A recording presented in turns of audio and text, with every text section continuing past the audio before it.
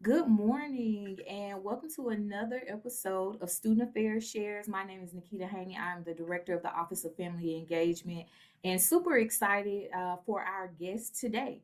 And so I'm going to turn it over to them to allow them to introduce themselves. Great. Thanks, Nikita. My name is Andrew Shoemaker. I'm an Assistant Vice Provost in the Office of Academic Success, and I oversee units that provide academic support on campus, such as the Wingspan, the Center for Learning and Writing, and the Student Access Center. So thrilled to be here. Thank you so much, Andrew. We're excited to have you. And so, can you just talk a little bit about what is the mission of your unit, and maybe highlight some resources and initiatives that are taking place through your unit?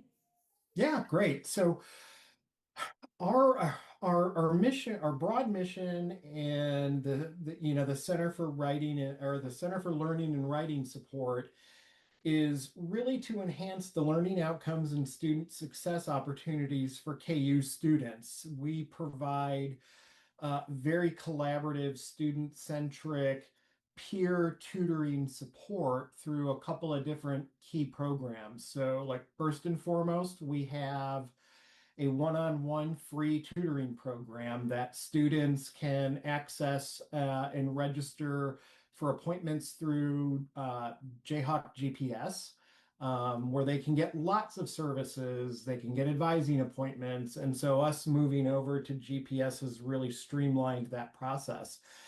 And so the tutoring program is very discipline course specific. Again, they're peer tutors, but our tutoring program is nationally certified through the College Reading and Learning Association. So our tutors all go through a very robust training program before they uh, before they take on meeting with other KU students.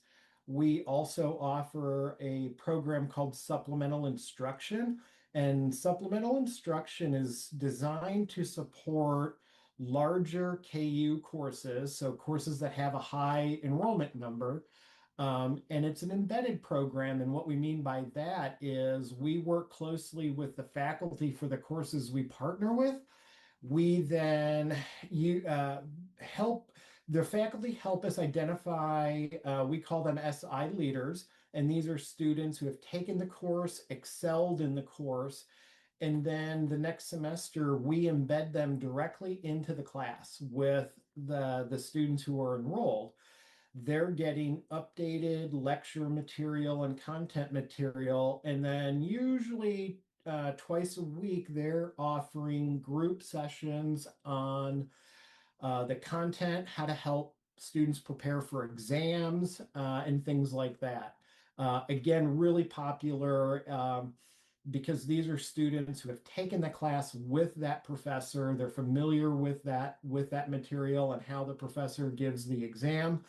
Um, the whole point of SI2 is to really make it interactive, um, using active learning techniques, with a real focus on helping students enhance their study strategies for the material. And one of the things that we look for as an outcome for supplemental instruction is that some of the study techniques and strategies that you're going to learn by participating, we hope that we'll be able to scaffold over into some of your other classes. And a lot of our assessment data kind of supports that students are developing those enhanced study techniques, which are helping. Then we also have a whole suite of services designed to support students and their written language communication. Our Writing Center services again provides a one-on-one model where students have an opportunity to bring in a writing prompt or a piece of their writing at any stage of the writing process. It could be they just got a prompt and boy, they need help understanding or discussing what topic they might want to look at, how to begin researching that topic. And they can spend, an hour with our trained writing consultants and do that. They could come in and ask for help with outlining or reviewing drafts. We've even just helped students with citation management. Maybe they're in a course where they have to use APA citations, and we'll help them with that. We also like to tell students we can help with any kind of writing that you may have to do on campus, whether that's for a paper for a class, a personal statement for a scholarship, or maybe you want to apply to graduate school, and we can help students in that sense. We also, at the undergraduate level, have started offering a what we call a writing group. And so maybe you're in a senior level capstone class, and our writing groups tend to we think about them as an accountability group, right? Where students can come in groups. Our usual size is about 8 to 10 students. They work with a trained consultant, and it's dedicated writing time for these longer term papers and things like that. And then we offer a lot of support through our Writing Center services for graduate students that really mirror some of the undergraduate support. Most recently, Nikita, and I'm really thrilled with this, is over the past year and a half, we've also rolled out opportunities for foreign language support on writing assignments.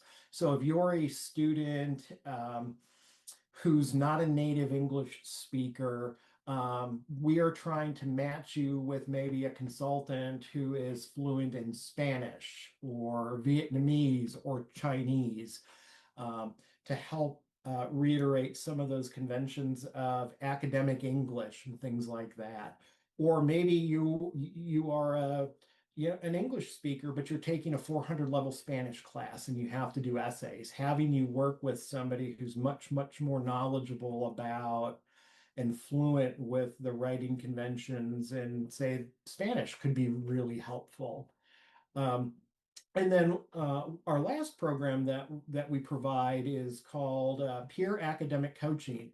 And this is really designed for students who may need some coaching support in time management, organization, learning strategies, test taking strategies, or trying to balance work outside of academics, and how do they get that all taken care of and meet their course objectives.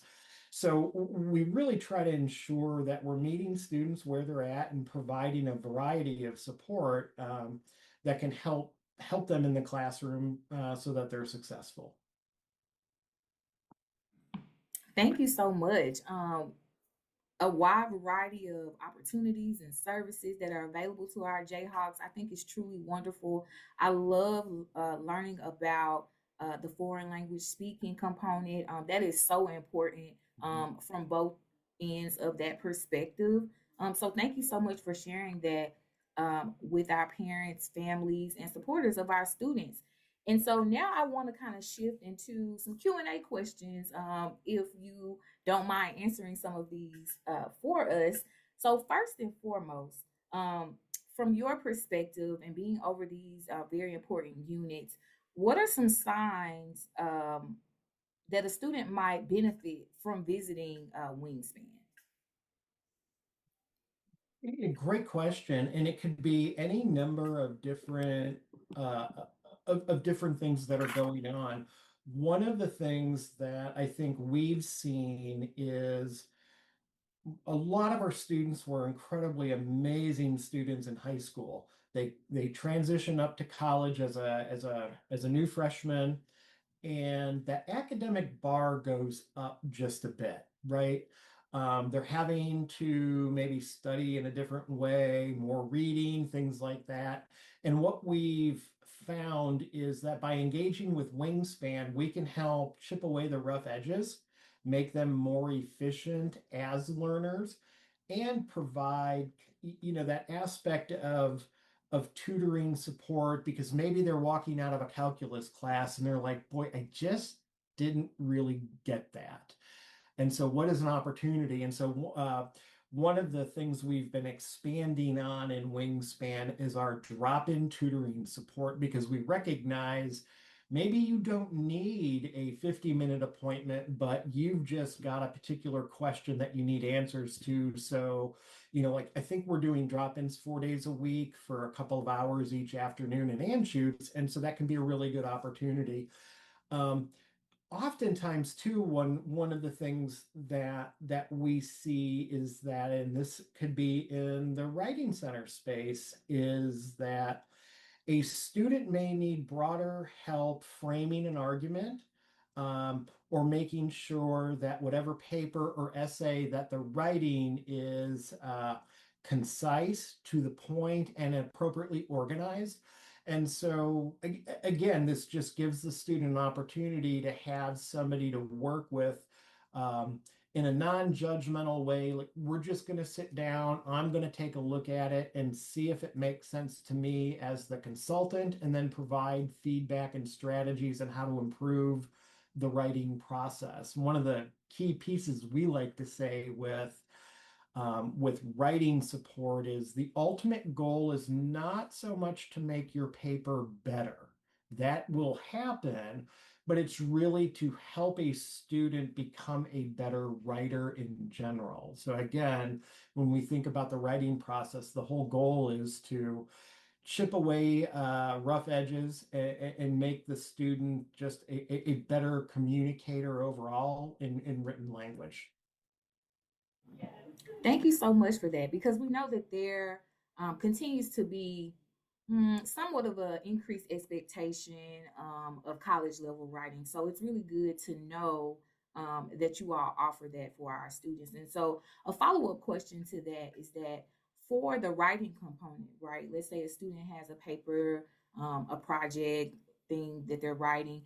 Do they have to come in person, or are they able to communicate with you all's space via email? Or what would you recommend in general? Oh, this is a great question. And Nikita, I think back to my undergraduate years, and I'm like, where was this when I was in college, right? Right. So students can engage in multiple ways across our services. On the writing support side, we have three different modalities. In person, we have a virtual where you can jump into a Zoom room and work with your consultant through Zoom. And we also have a service that we call e-tutoring. And so, what you would do is you would sign up for a for a writing time under the e-tutoring schedule. Maybe it's you sign up for 11 to 12 on a Friday. What you need to do is the night before, you upload a draft of what paper you're working on with what some of your questions are. And then that consultant between 10 and 11 will review that, provide feedback, and then email it to you at the end of the appointment. So you don't even have to be there in person. You can just simply say, I'm looking for support in this area. And I just think, where was that? Student can get writing support without ever having leaving their residence hall. Mm. How cool is that? A lot of our other services in tutoring and coaching will also offer virtual appointments for students who, have busy schedules, or they're working, and maybe they can jump into a Zoom and do some tutoring that way, or they can get some coaching done that way.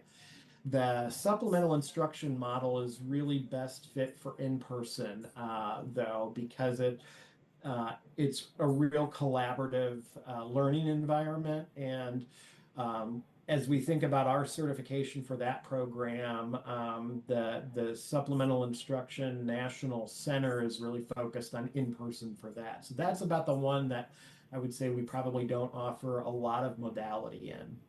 Okay. Next question for you. Um, from your purview, how do you think parents can encourage their students to seek out you all services without maybe adding that extra layer of pressure that sometimes students can feel when their parents want to have those academic conversations? Yeah. Again, a really great question. And sometimes I think in academic support at the college level, we hear from students that they shouldn't need to use academic support, whether that's tutoring or writing. Boy, they should be able to do it on their own.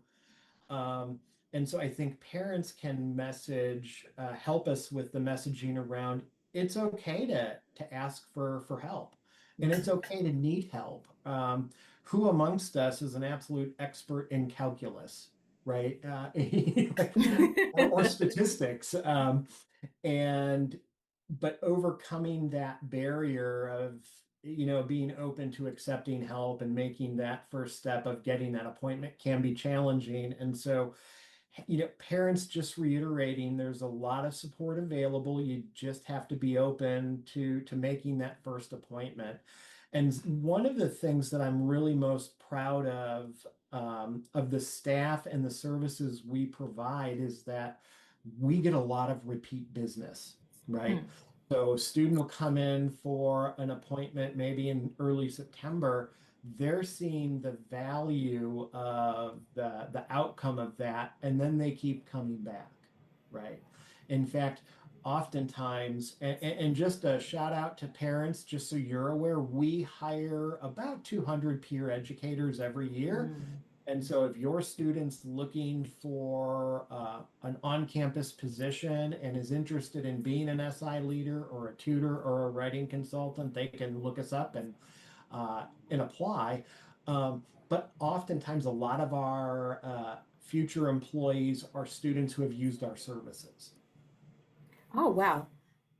Phenomenal. I love just like the interconnection of everything that you all are offering. And I think that is great advice to parents to really just push students to think like no one knows everything. And it's okay to ask for help. You know, even with us being professional staff, we are still learning and developing and growing as well. And so, last question for you, maybe. Um, how does Wingspan, if at all, how do you work with other KU resources here on campus? For instance, if you needed to refer a student, so just thinking about like if you needed to refer a student to academic advising or to student access services, things like that. Yeah. Part of our training program, um, across any service that we offer, one talks an awful lot about referral offices. So who can, if it's not an issue that we can particularly deal with or it's out of our scope, we want to make sure all of our student employees know who does what and how to refer, because that's key and critical. And we're often able to ascertain that during kind of what we would call the get to know you aspect of the first part of our appointment. What Mm. brings you in, and establishing rapport is to really understand from the student what's going on. And over the course of that session, it may be, boy, we really need to get you over to the Student Access Center because you've explained something to me about a functional limitation or a challenge you're having, and this may be the more appropriate office. I know a lot of times our tutors or writing consultants or coaches are referring students to Rachel's team in student support and case management because that could be an issue that they may be able to help with. Um, it could be a registration or an advising issue or financial aid. So we ask pretty open-ended questions to designed to get more information from students in their situations so we can get them connected. Do a lot of referrals to CAPS, the counseling and psychological services as well. um, so we try to think in our work with students holistically about the Mhm. whole student piece, because the academic learning is just one component of their experience here at KU. And as you know, we have a ton of resources and supports on campus. And part of our goal is to make sure students are aware of those and we can get them directed to the right ones. Thank you so much. Thank you for answering those questions. I feel like all of the information you've provided is very important. And so I'm looking forward to parents, sharing that out with their Jayhawks. We are coming up on finals. And so, last question for you. will Wingspan have extended hours during that time? Our schedule will pretty much remain the same. We offer tutoring from 9 a. All of our services are available 9 a.m. to 7 p.m.